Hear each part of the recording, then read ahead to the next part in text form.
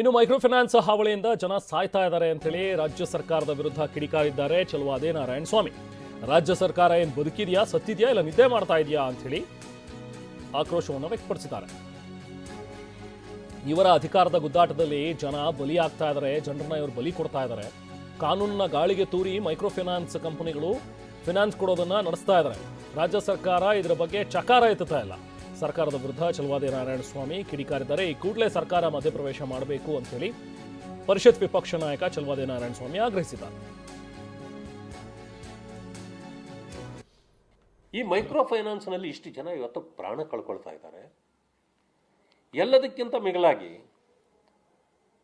ನೋಡಿ, ರಾಮನಗರದಲ್ಲಿ ಕಿಡ್ನಿ ಮಾರಾಟ ಜಾಲ ಆಗಿ ಸಿಕ್ಕಿದೆ.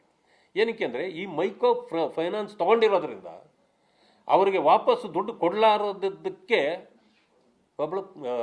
ಒಬ್ಬ ಹೆಣ್ಮಗಳು ಕಿಡ್ನಿ ಮಾರಾಟ ಮಾಡ್ಕೊಂಡಿದ್ದಾಳೆ ಅಂತ ಪತ್ರಿಕೆಯಲ್ಲಿದೆ ಇವತ್ತು. ಅಂದರೆ ಈ ಸರ್ಕಾರ ಏನು ಮಾಡ್ತಾ ಇದೆ? ಏನು ನಿದ್ದೆ ಮಾಡ್ತಾ ಇದೆಯಾ? ಈ ಸರ್ಕಾರ ಬದುಕಿದೆಯಾ ಸತ್ತಿದೆಯಾ ಅಂತ ಕೇಳಬೇಕಲ್ಲ ನಾವು.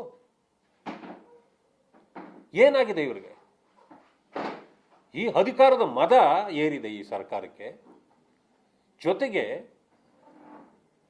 ಇವರ ಅಧಿಕಾರ ಗುದ್ದಾಟದಲ್ಲಿ ರಾಜ್ಯದ ಹಿತವನ್ನೇ ಈ ಸರ್ಕಾರ ಬಲಿ ಕೊಡ್ತಾ ಇದೆ.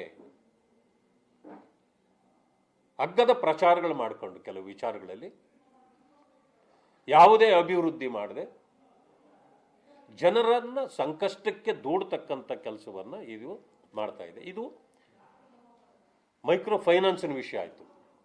ಸರ್ಕಾರದ ಕಾನೂನುಗಳನ್ನೇ ಗಾಳಿಗೆ ತೋರಿ ಜನರು ಇಷ್ಟೊಂದು ಇವತ್ತು ಕಷ್ಟಪಡ್ತಕ್ಕಂಥ ಪ್ರಾಣತ್ಯಾಗಗಳನ್ನು ಮಾಡ್ತಕ್ಕಂಥ ಪರಿಸ್ಥಿತಿಯ ನಿರ್ಮಾಣ ಇವರು ಮಾಡ್ತಾ ಇದ್ದಾರೆ.